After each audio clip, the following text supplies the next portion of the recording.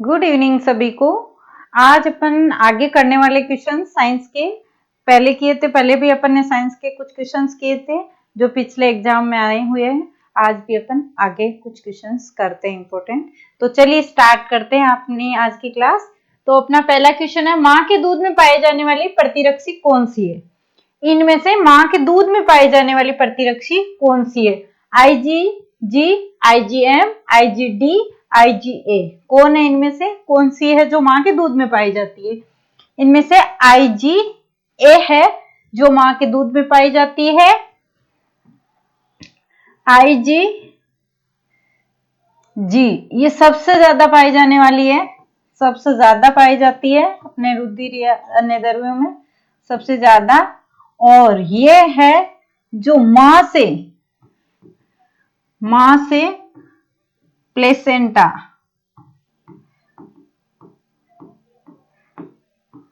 के थ्रू भ्रूण में जाती है। कौन सी है प्रतिरक्षी? कौन सी प्रतिरक्षी है जो माँ से भ्रूण में जाती है? IgG जो सबसे ज्यादा पाई जाती है, सांद्रता भी इसकी सबसे ज्यादा होती है। फिर है IgM। IgM क्या है? ये सबसे पहले उत्पादित, प्रथम बनने वाली। सबसे पहले कौन बनती है? ये IgM।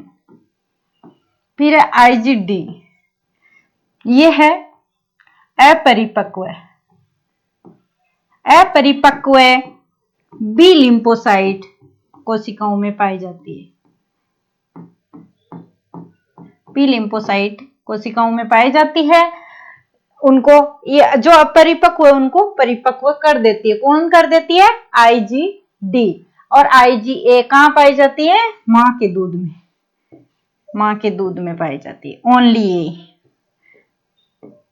और दूसरी कोई नहीं पाई जाती। कौन पाई जाती है? IgA प्रतिरक्षी हो माँ के दूध में पाई जाती है। Ig सबसे ज्यादा पाई जाती है, माँ से भ्रूण में जाती है। किसके थ्रू जाती है? प्लेसेंटा के थ्रू जाती है। IgM प्रथम उत्पादित है। IgD अपरिपक्व बी लिम्फोसाइट कोशिकाओं में पाई जाती है। परिपक्व होती है, उनको परिपक्व बनाती है। फिर IgA है, ये दूध में पाई जाती है, माँ के दूध में पाई जाती है क्या? ये प्रतिरक्षा है, प्रतिरक्षी है, अपने शरीर में प्रतिरक्षी है। वो जो कोई भी बाहर से एंटीजन आता है तो उससे अपनी रक्षा करती है। कौन करती है? प्रतिरक्षी होती है, वही तो अपनी एंटीबॉडीज होती है, वही तो अपनी रक्षा करती है। तो ये अपने शरीर में पाई जाने वाली कुछ एंटीबॉडीज है। नेक्स्ट, प्रथम उत्पादित प्रतिरक्षी कौन सी है? अपन ने अभी पढ़ा, IgG, IgM, IgD, IgE। कौन है? M है जो प्रथम उत्पादित प्रतिरक्षी है। फिर Ig अपन ने D का पढ़ा, G का पढ़ा। IgE क्या है? ये एलर्जी के टाइम उत्पादित होती है। जब एलर्जी होती है तो ये एंटीबॉडी एक्टिव हो जाती है, या कोई भी जैसे एलर्जी में अपने को छींक आना या कोई भी जैसे दाने वाने होना, उस टाइम में एक एक्टिव हो जाती। कौन होती है एलर्जी के टाइम में? IgE। नेक्स्ट, रक्त में निम्न में से कौन सी कोशिकाएं नहीं पाई जाती? रक्त में कौन सी कोशिकाएं हैं जो नहीं पाई जाती? लाल रक्त कोशिकाएं RBC पाई जाती है। श्वेत रक्त कोशिकाएं WBC पाई जाती है। फिर बी लिम्फोसाइट, ये WBC का टाइप है। फिर उपकला कोशिकाएं ये नहीं पाई जाती, ये शरीर के बाह्य अंगों में, शरीर के जो बाह्य अंग है उनके ऊपर पाई जाती है, जैसे त्वचा में पाई जाती है। और भी अपने जो शरीर के जो अंगों के बाहरी आवरण है उनमें ये पाई जाती है। एपिथेलियल कोशिकाएं होती है जो कहाँ पाई जाती है? शरीर के बाहरी आवरण में पाई जाती है। ये थी अपनी जो नहीं पाई जा रही है, जो ब्लड में नहीं पाई जा रही, ब्लड में ये तीनों, ये अपने कोशिकाओं के बाहर पाई जाने वाली कोशिकाएं है। रक्त का विभिन्न समूह में वर्गीकरण किसने किया था? किसने किया था? रक्त का विभिन्न समूह में वर्गीकरण किसने किया था? रक्त का विभिन्न समूह में वर्गीकरण किसने किया था? Louis Pasteur, Karl Landsteiner, Robert Koch, Edward Jenner. किसने किया था? कॉरलैंड स्टीनर ने किया था। कब किया था? 1901 में। कब किया था? 1901 में। कितने पार्ट में डिवाइड किया था? कितने पार्ट में डिवाइड किया था? 4, ए बी एंड ओ, 4 भागों में बांटा था। किसने बांटा था? कॉरलैंड स्टीनर ने 1901 में रुधिर को विभिन्न समूह में बांटा था। नेक्स्ट, सर्वदाता रक्त समूह है जो रक्त सभी को दे सकता है, वो कौन है? A B O B. कौन है?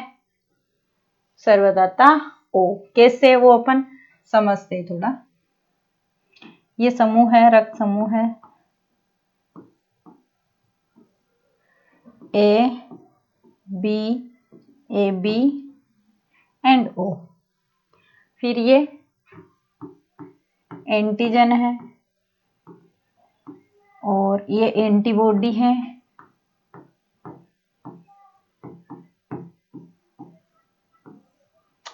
तो एंटीजन ए है, रक्त समूह ए है तो उसमें एंटीजन भी ए होगा। बी है उसमें एंटीजन भी बी होगा। ए बी में ए बी। लेकिन ए ओ है उसमें कोई भी एंटीजन नहीं होगा। अब एंटीबॉडी इनके अपोजिट, ए में बी में ए बी में कोई नहीं, और इसमें ओ में एंटीबॉडी दोनों। अब देखो थोड़ा सा डिटेल में समझते हैं। ए वाले का, जैसे ए वाले को बी वाला ब्लड दे दे, मैच करवा के ही चढ़ाना चाहिए अपने को ब्लड। लेकिन अगर गलती से ए वाले को या ए का बी में या बी का ए में दे देना तो क्या होता है? देखो, एक जैसे ए में बी का आया, ए वाले को बी का दिया तो बी में ऑलरेडी ये एंटीबॉडी बनी हुई है। ये एंटीबॉडी क्या करेगी? इसको, जो ये एंटीबॉडी है वो जो बी आएगा, बी ब्लड आया, उसकी आरबीसी को नष्ट कर देगा। क्या कर देगा? पहले से बना हुआ जो एंटीबॉडी है वो बी को नष्ट कर देगा। एंटीजन एंटीबॉडी आपस में प्रतिक्रिया करते हैं। तो क्या करता है? अगर ए में बी का दिया जाए तो ऐसे ही इसका ए का बी को दे दो, बी को ए का दे दो, कोई भी दे दो, ये आपस में नष्ट कर देंगे इस तरह से। तो इसलिए रक्त समूह को मैच करके ही अपने को चढ़ाना चाहिए, ऐसे नहीं करना चाहिए। फिर ये क्यों है दाता? इसके पास में कोई भी एंटीजन नहीं है, कोई भी एंटीजन नहीं है तो ये क्रिया नहीं करेगा। और ये ग्राही क्यों है? इसके पास कोई भी एंटीबॉडी नहीं है तो ये भी प्रतिक्रिया नहीं करेगी। इसलिए एक ग्राही है, दूसरा दाता है। फिर अपना नेक्स्ट, सर्वग्राही रक्त समूह कौन सा है? A B O B A. कौन सा है? A B. कौन है? A B. नेक्स्ट, गर्भ रक्ताणु कोरकता इरिथ्रोब्लास्टोसिस फेटेलस का प्रमुख कारण है शिशु में रक्तदान करना। रक्त का थक्का कुछ मिसप्रिंट हुआ है ना। शिशु में रक्त का आरएच बेजोड़ता, ए बी ओ बेजोड़ता, ए बी दोनों, है ना। क्या है ये? इसका है क्या मतलब? क्या है इनमें से कौन सा है जो राइट ऑप्शन होगा इरिथ्रोब्लास्टोसिस फेटेलस का? इसका है आरएच बेजोड़ता। आंसर तो आरएच बेजोड़ता है, पर है क्या अपन ये समझते हैं। रक्ताणु कोरकता इरिथ्रोब्लास्टोसिस फेटेलस क्या है? जैसे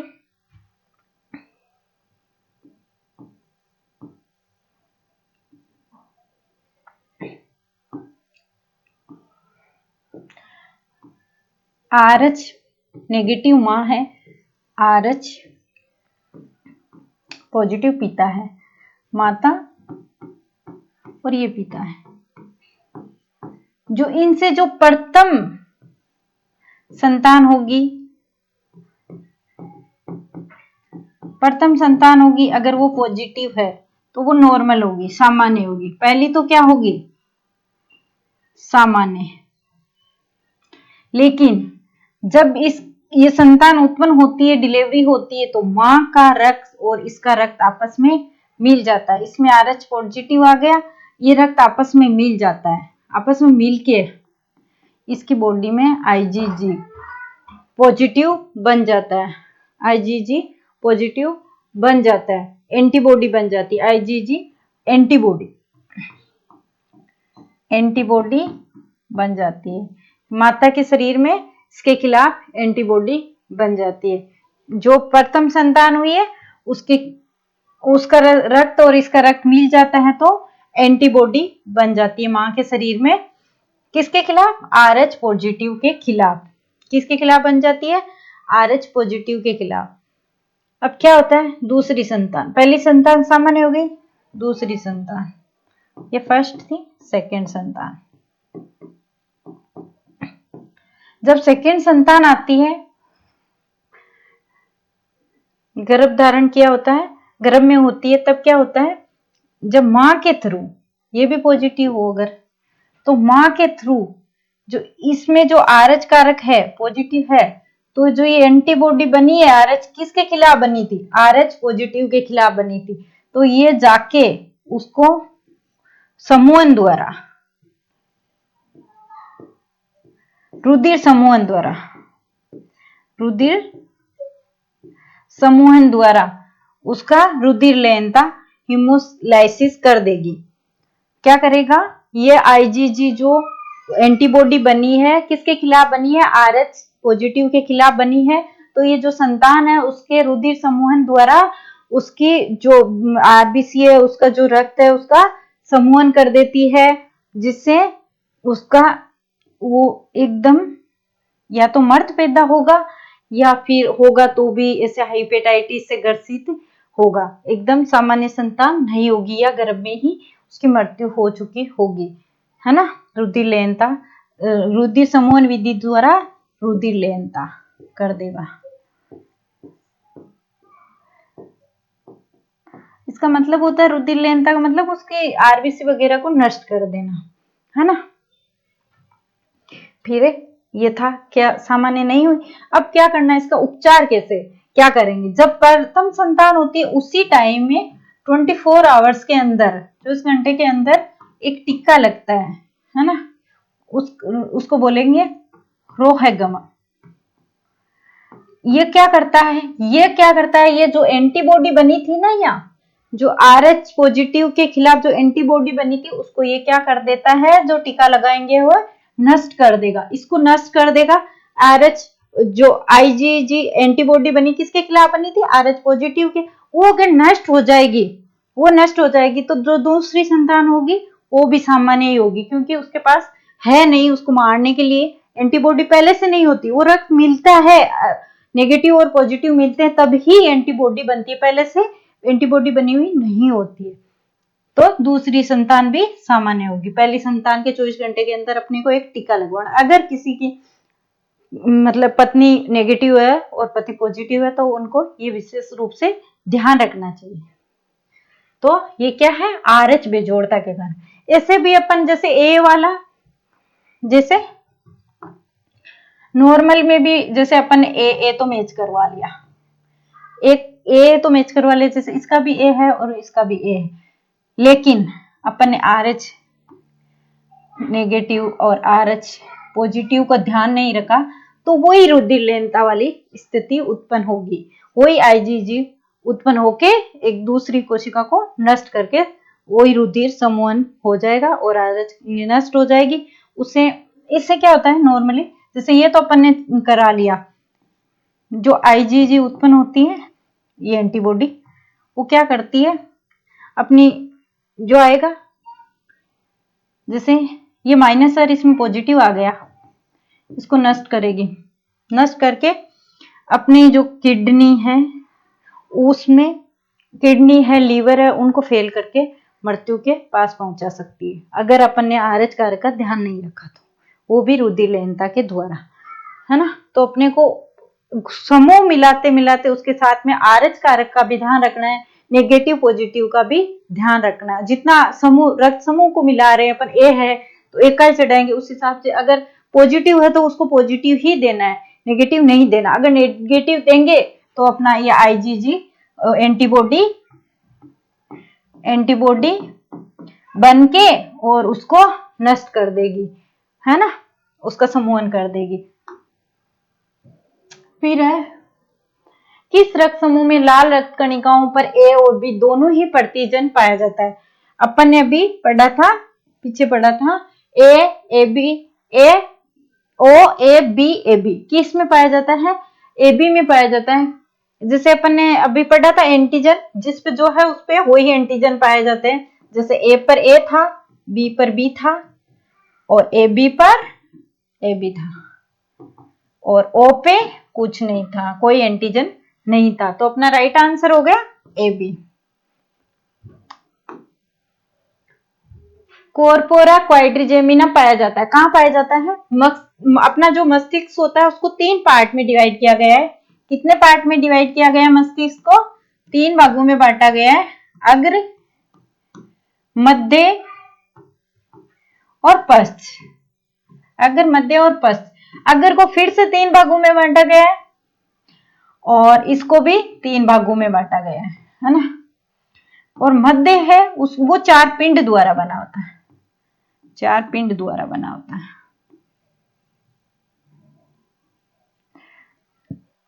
इसमें प्रमस्तिष्क,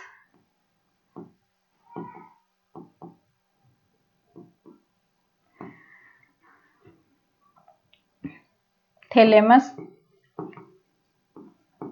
और हाइपोथैलेमस, थैलेमस, ये है 85% भाग। 85% भाग किसका बना होता है? मस्तिष्क का, अगर मस्तिष्क का बना होता है। इसमें क्या होता है? सोचना,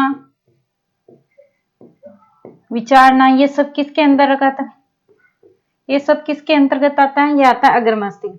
मध्य मस्तिष्क होता है वो 4 पिंडों से बना होता है। प्रत्येक पिंडों के बीच में जो पाई जाती है उसको बोलते हैं कॉर्पोरा क्वाड्रिजेमिना, इसको बोलते हैं। जो ये पाई जाती है चारों पिंडों के बीच में, इसको बोलते हैं कॉर्पोरा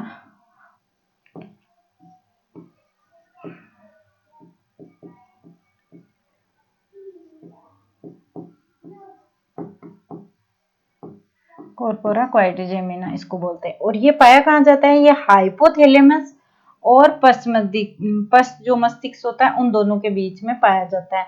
अब देखो, पश्च मस्तिष्क भी 3 भागों से, अनुमस्तिष्क, पोन्स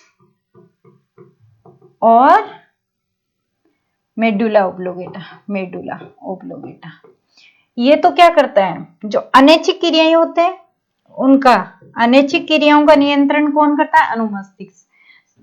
जो प्रमस्तिष्क उसके बाद में जो सबसे बड़ा भाग होता है अनुमस्तिष्क, दूसरा सबसे बड़ा भाग होता है मस्तिष्क का, अनुमस्तिष्क।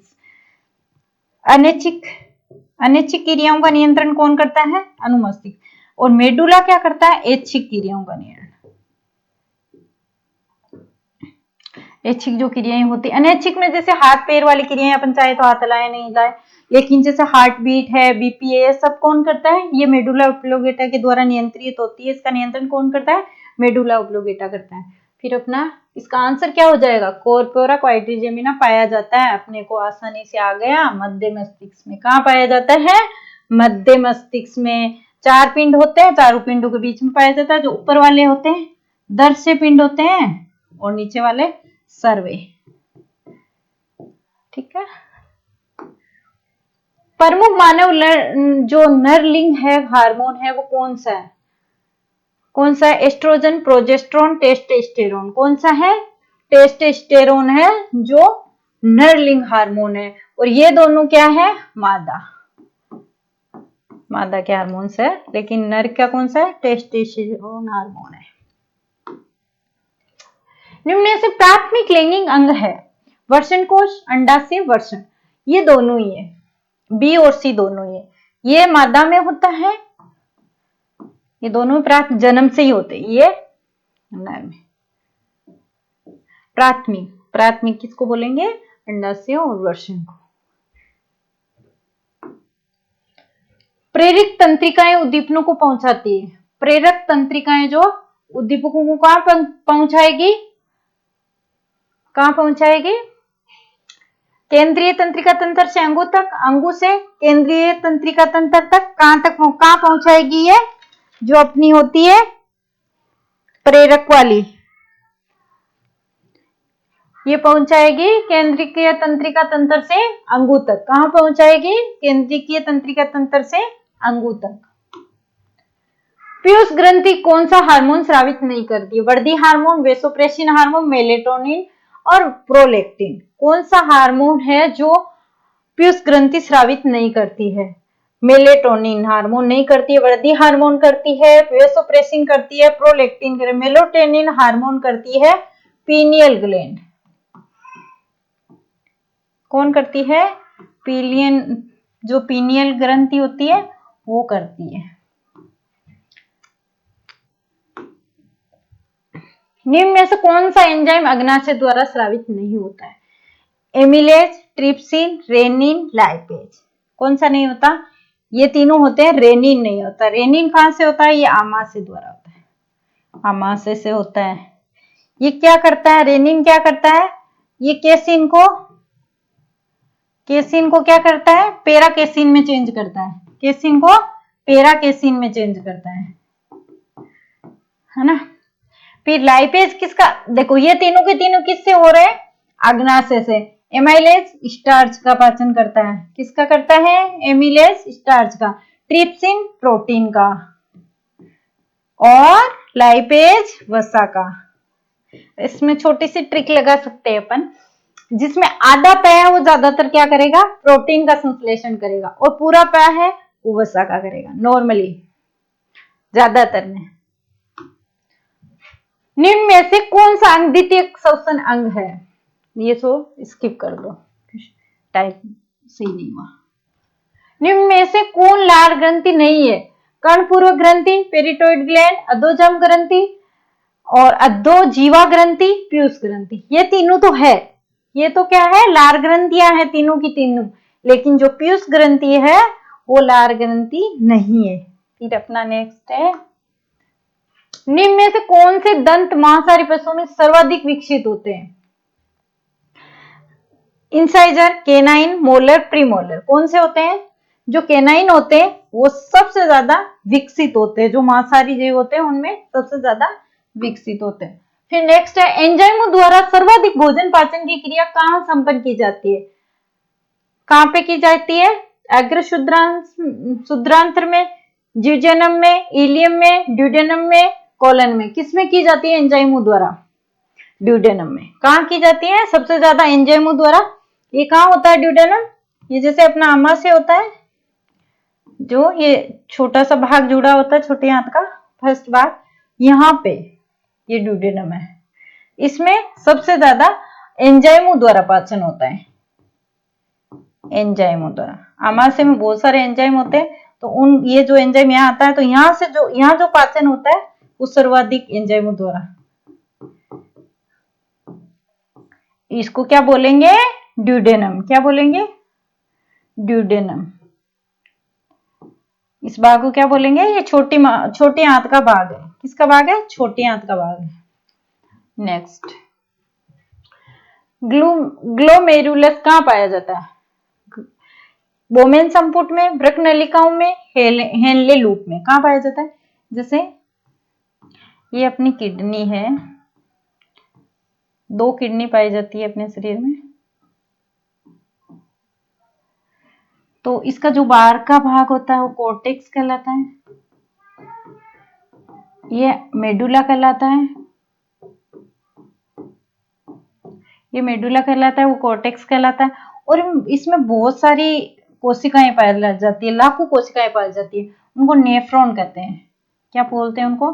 नेफ्रॉन बोलते हैं। और नेफ्रॉन को अपन ने फिर 2 भागों में बांटा है, 2 भागों में बांटा है। बोमेन संपुट और वृक्क नलिका। किसमें बांटा है? बोमेन संपुट और वृक्क नलिका।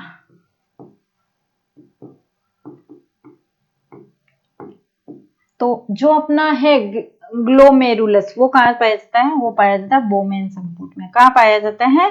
बोमेन संपुट में। कहाँ पाया जाता है? बोमेन संपुट में।